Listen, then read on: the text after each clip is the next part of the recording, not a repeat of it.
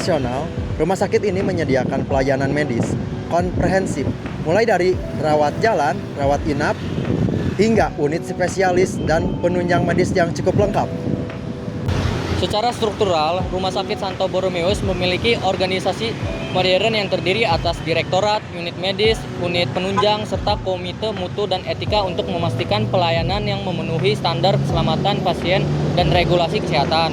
Layanan yang diberikan meliputi rawat jalan inap, berbagai layanan spesialis jantung, saraf, ortopedi, anak, kebidanan dan kandungan dan lainnya, serta penunjang medis seperti radiologi. Untuk kompleks Rumah Sakit Santo Borromeus di Bandung, data yang tersedia adalah luas tanahnya 21.635 meter kuadrat, luas bangunannya 43.619 meter kuadrat. Pembangunan dan pengembangan Rumah Sakit Santo Borromeus tidak hanya didasarkan pada aspek bisnis, tapi memiliki fondasi misi yang kuat. 1. Misi sosial. Tujuannya adalah melayani semua lapisan masyarakat tanpa membedakan golongan, dengan sentuhan hospitality yang khas, yaitu 1. Ramah dan peduli. Lalu ada misi medis juga, quality dan safety, menyediakan layanan kesehatan tersier atau rujukan dengan standar internasional. Hal ini dibuktikan dengan akreditasi tingkat paripurna atau KARS dan sertifikasi internasional. Lalu ada konsep modern, mengembangkan konsep Green Hospital atau rumah sakit ramah lingkungan, dan Healing Garden, mengintegrasikan perawatan medis agar pasien jadi cepat sembuh. Oke, selanjutnya di poin berkelanjutan, Rumah Sakit Santo Borromeus atau RSB ini dikategorikan sebagai infrastruktur sosial yang berkelanjutan dan esensial. Argumentasinya adalah bahwa keberlanjutan utamanya RSJ ini tidak terletak pada fisik bangunannya saja atau aspek green building, melainkan pada fungsi vitalnya juga sebagai pilar utama kesehatan publik dan modal manusia di Kota Bandung. Selanjutnya ada stakeholder, pihak luar yang mempengaruhi atau dipengaruhi oleh keputusan dan layanan rumah sakit. Yang pertama itu ada pasien dan keluarga, yaitu pengguna jasa layanan kesehatan utama. Yang kedua, pemerintah dan regulator, yaitu Kementerian Kesehatan RI, pemberi izin operasional dan regulator standar akreditas. Yang ketiga, ada Dinas Kesehatan Kota Bandung dan Provinsi Jawa Barat, yaitu pengawas regulasi kesehatan lokal. Yang keempat, ada BPJS Kesehatan atau Ketenagakerjaan, yaitu jika rumah sakit bekerja sama untuk pelayanan jaminan kesehatan nasional. Mitra bisnis dan korporasi. Yang pertama, perusahaan asuransi swasta, yaitu ada perusahaan Prudential, perusahaan Allianz, dan Manulife, dan lain-lain, yang menjamin kerjasama cashless. Yang kedua, perusahaan atau korporat, perusahaan yang menjalin kerjasama medical check up atau layanan kesehatan karyawan. Yang ketiga, ada supplier dan vendor, yaitu pemasukan obat-obatan, alat kesehatan, catering, dan logistik umum. Yang keempat, ada mitra pendidikan, yaitu universitas atau fakultas kedokteran dan sekolah tinggi ilmu kesehatan yang mengirimkan mahasiswa koas atau mahasiswa keperawatan untuk praktik di RSSB.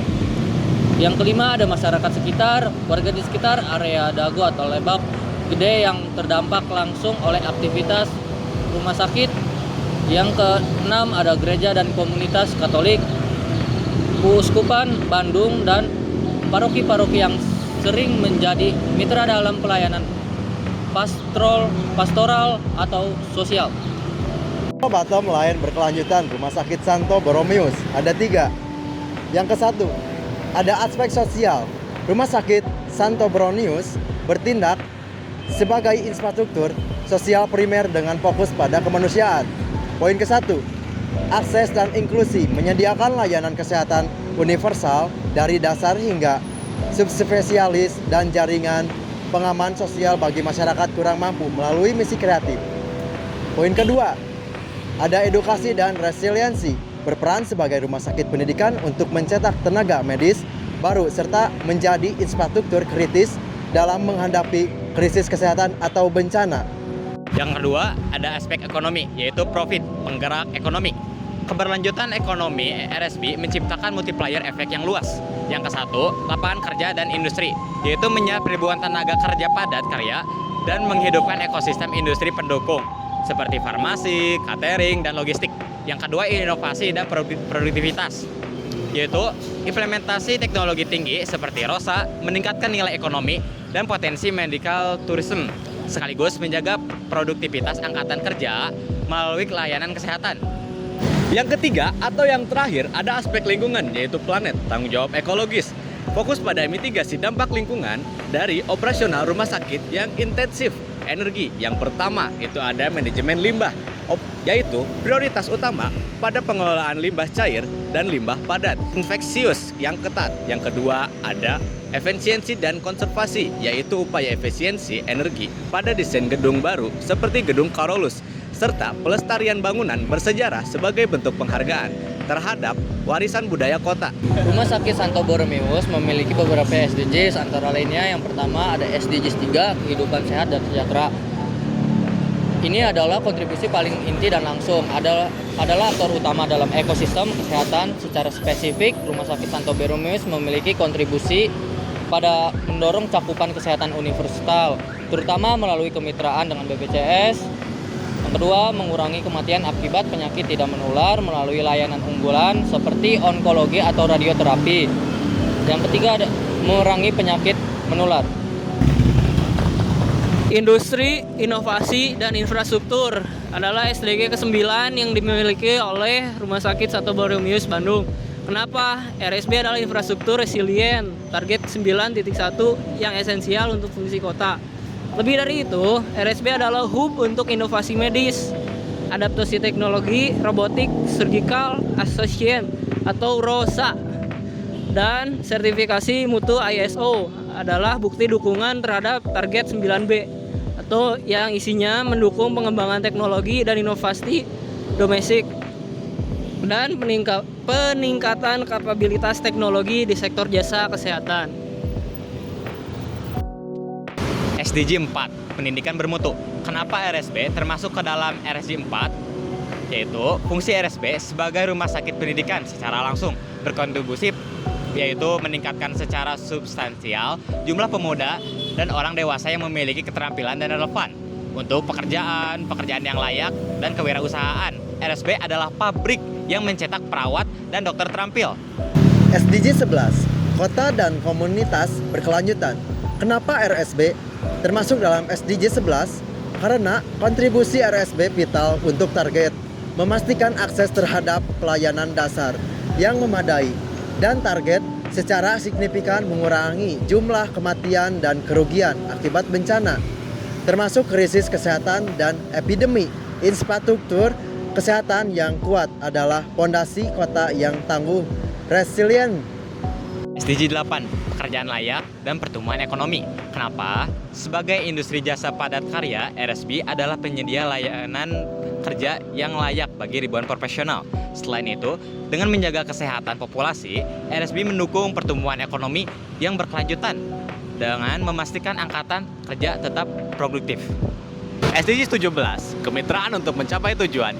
Kenapa RSB termasuk ke dalam SDG 17? Karena model operasi RSB adalah wujud nyata target 17. SDG 17, kemitraan multi pihak, keberhasilannya bergantung pada kolaborasi erat antara sektor non-profit, yaitu yayasan sebagai pengelola, sektor publik, yaitu pemerintah atau BPJS sebagai regulator dan mitra penjamin. Dan yang terakhir itu ada komunitas, yaitu pasien. Apa yang dapat dicontoh atau diperbaiki dari proyek ini sehingga dapat diaplikasikan pada kasus lain?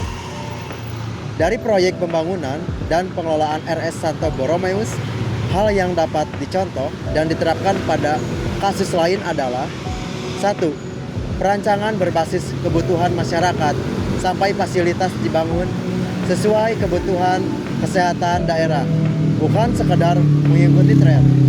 2. Kolaborasi multi sampai stakeholder sampai melibatkan yayasan, tenaga medis, pemerintah, dan masyarakat yang memperkuat pendanaan dan dukungan. Yang ketiga, ada struktur organisasi modern dan komite mutu, memastikan layanan memenuhi standar kesehatan, pasien, dan regulasi. Yang keempat, ada pengembangan layanan terhadap fasilitas spesialis tambah sesuai prioritas agar efisien dan berkelanjutan. Yang kelima, pelayanan berbasis empati dan nilai kemanusiaan, menjaga orientasi sosial meskipun rumah sakit berkembang modern. Poin-poin tersebut dapat menjadi model perbaikan bagi proyek rumah sakit lain agar lebih efektif, adiktif, dan berfokus pada keselamatan pasien.